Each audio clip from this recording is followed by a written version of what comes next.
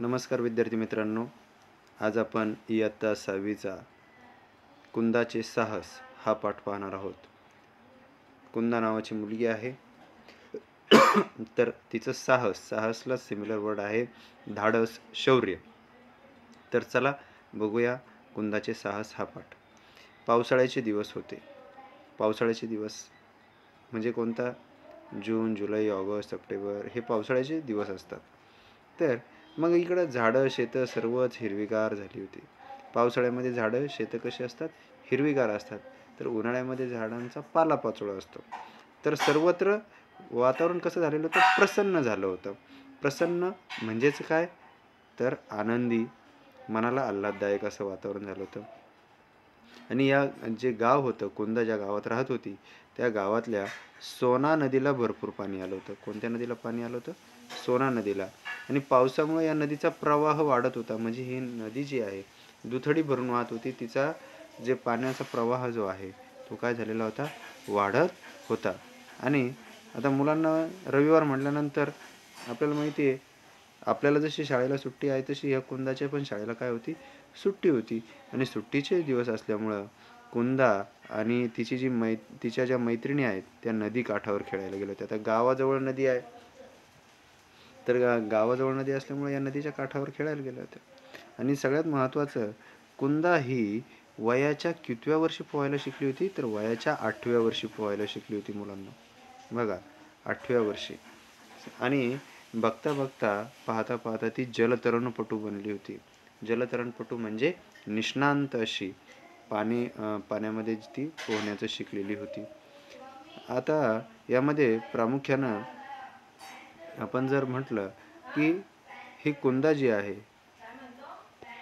ही कुंदा आणि तिच्या मैत्रिणी नदीकाठचे जे कडुनिंबाचं झाड होतं, या निंब हे जे शब्द आहेत हे लक्षात ठेवा. कडुनिंब म्हणजेच निंबाचं झाड. या झाडाखाली सगळ्या मैत्रिणी काय झाल्या होत्या? हसत खेळत बागडत होत्या. आणि त्या जवळ आजूबाजूला, आता बघा खाली चित्रामध्ये दाखवलेलं आहे, कुंदा तिच्या मैत्रिणींबरोबर एका निंबाच्या झाडाखाली, कडुनिंबाच्या झाडाखाली खेळत आहे.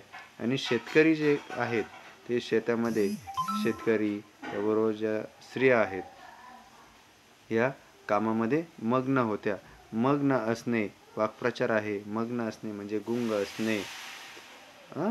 तर हे लक्षात ठेवा. मग पुढे खेळता खेळता या कुंदा आणि ही कुंदा तिच्या मैत्रिणी निंबाच्या झाडाखाली खेळत आहेत हे दिसतंय आपल्याला. खेळता खेळता लहानगी जी रजिया नावाची मुलगी आहे, रजिया आणि नीला नदीकडे कधी गेल्या ते कुणाला कळालंच नाही. आणि कुंदा आणि तिच्या मैत्रिणी खेळामध्ये दंग होत्या. बघा, वाक्प्रचार इथं वरती आपण बघितला, मग्न असणे, दंग असणे, या दोन्हींचा अर्थ काय होत असतो? अगदी सारखाच आहे. दंग म्हणजेच मग्न असणे, गुंग असणे. आणि तेवढ्यामध्ये काय झालं? नीलाचा मोठ्याने रडण्याचा आवाज आला. आता नदीकडे कोण गेलं होतं? रजिया आणि नीला.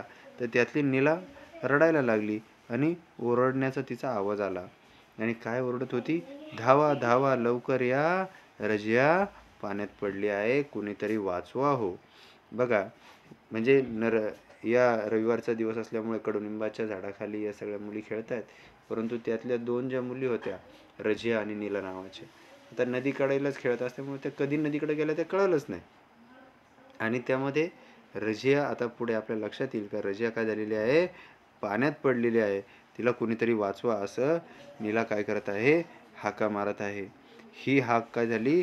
कुंदाच्या कानावरती पडली आणि ती धावतच कुठे गेली? नदीकिनारी पोहोचली.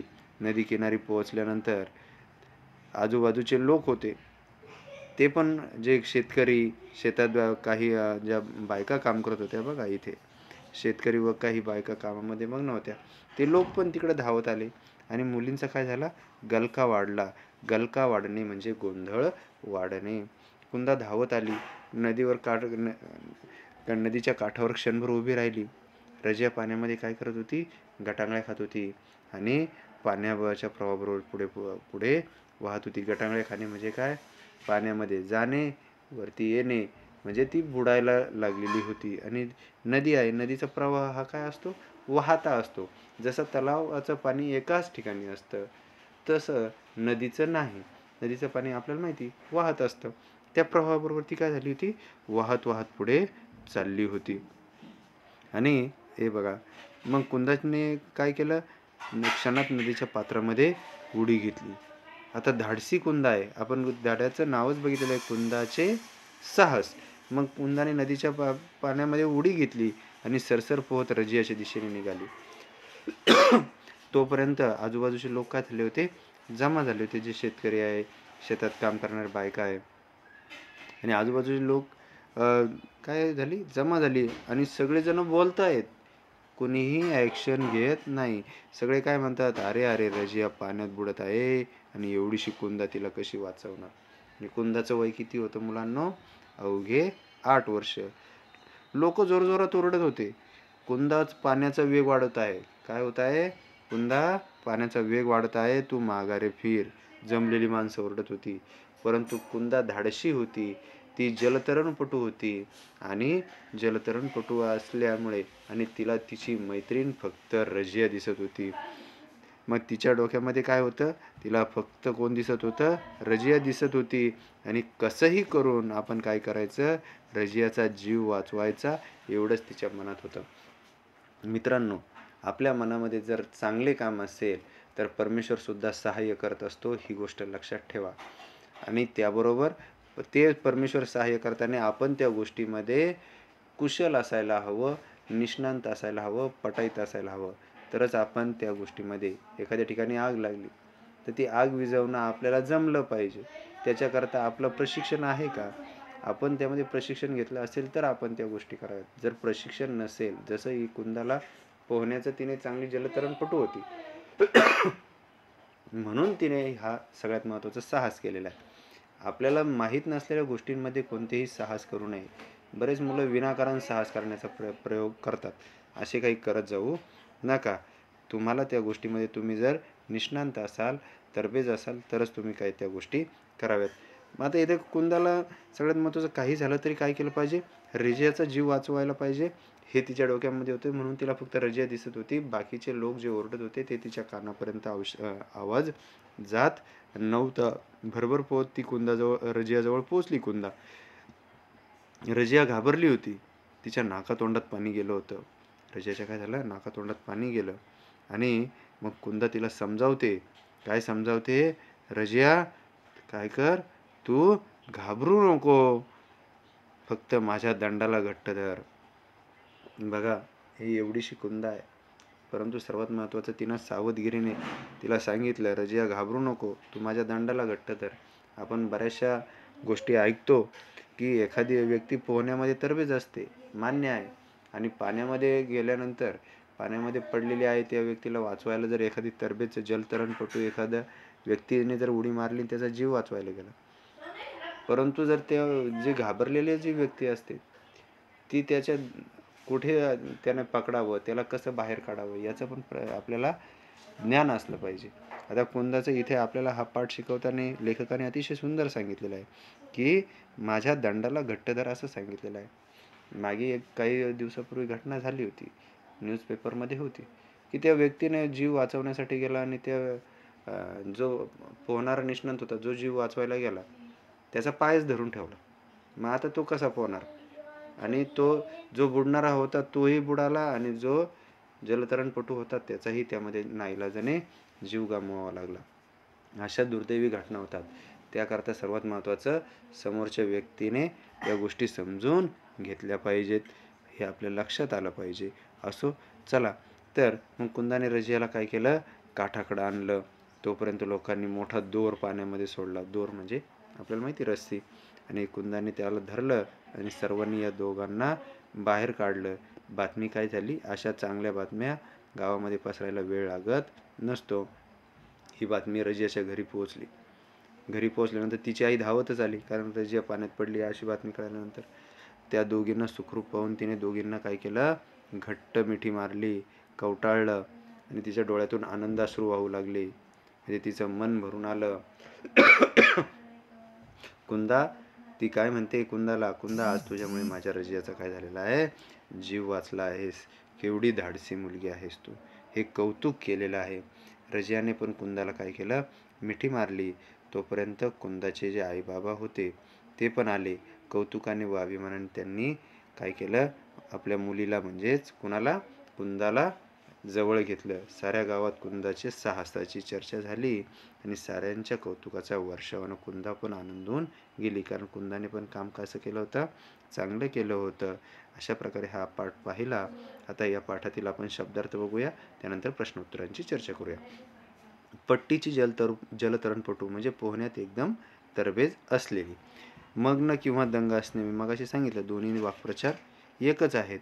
तर गुंग असणे हे सगळ्यात महत्त्वाचं. वाक्प्रचाराचा वाक्यात उपयोग करा, अशा प्रकारे जर आलं तर आपल्याला करता आलं पाहिजे. गलका वाढणे, गोंधळ, आवाज वाढणे, गोंधळ वाढणे, गटांगळ्या खाणे, पाण्यात वर खाली होण्याची जी प्रक्रिया आहे, म्हणजेच काय, बुडण्याची प्रक्रिया, वर येण्याची प्रक्रिया, तर अशा प्रकारची आहे.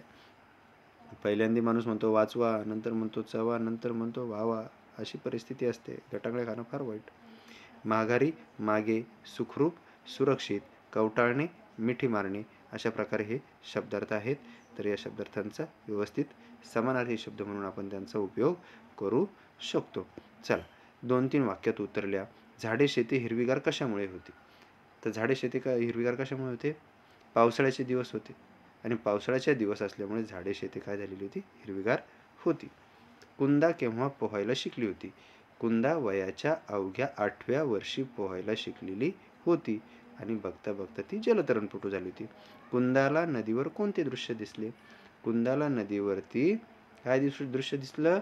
नीला नदीच्या काठावरती रझिया पाण्यात पडलेली आहे, त्यासाठी रडत आहे आणि ओरडत आहे आणि रझिया पाण्याच्या प्रवाहाबरोबर गटांगळ्या खात वाहत चालली आहे. ओके, पुढचा प्रश्न आहे, नदीच्या काठावर लोक कुंदाला कोणत्या सूचना देत होते? नदीच्या काठावर लोक ज्यावेळेस कुंदा काय झाली होती, नदीमध्ये पोहत पोहत रजियाकडे चालली होती, त्यावेळेस काय सूचना देत होते? कुंदा मागे फिर, नदीचा प्रवाह वाढत आहे, पुढे जाऊ नकोस, असा लोक कुंदाला सूचना देत होते. रजियाच्या आईच्या डोळ्यातून आनंदाश्रू का आले? तर रजियाच्या आईच्या डोळ्यातून आनंदाश्रू का आले मुलांनो? रजियाच्या आईच्या, कारण कुंदाने काय केलं होतं, रजियाचा जीव वाचला होता, स्वतःचा जीव धोक्यात घालून, म्हणून रजियाच्या आईच्या डोळ्यात आनंदाश्रू आले. त्यानंतर पुढे विरुद्धार्थी शब्द आहेत. प्रसन्न त्याचा आहे दुःखी, दुःखी शब्द आहे. त्यानंतर काय आहे? दूरवर, जवळ.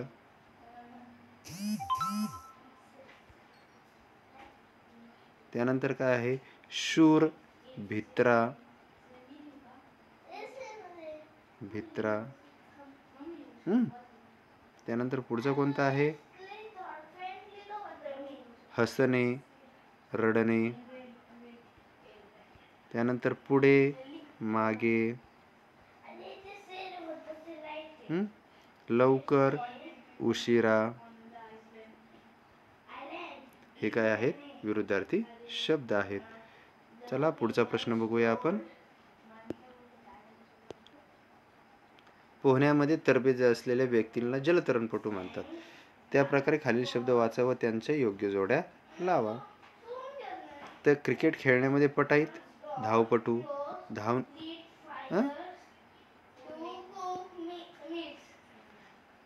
धावपटू, सॉरी, क्रिकेट खेळण्यामध्ये क्रिकेटपटू, काय? क्रिकेटपटू. धावण्यात पटाईत, धावपटू आणि भाषण करण्यात पटाईत, वक्ता. त्यानंतर खालील खेळ खेळण्याची आवश्यक साधने. आता क्रिकेट म्हटलं तुम्हाला माहिती, बॅट, बॉल, स्टंप, हे सगळ्या गोष्टी, ठीक आहे, ते करू शकता. त्यानंतर ते नाव आपल्याला लिहिता येतात.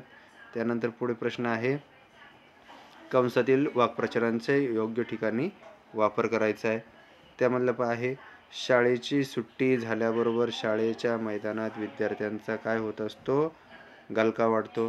परीक्षा असल्यामुळे मुले अभ्यासात दंग होती. या प्रकारे प्रश्न आहेत. तर आता या प्रकारे आपण प्रश्न उत्तरे पण बघितलेली आहे. तुम्हाला पाठ आवडला असेल तर नक्की लाईक करा, सबस्क्राईब करा, शेअर करा. आपल्या मित्रमैत्रिणींना परीक्षेच्या दृष्टीने याचा सराव होऊ द्या आणि छानपैकी अभ्यास करा. धन्यवाद.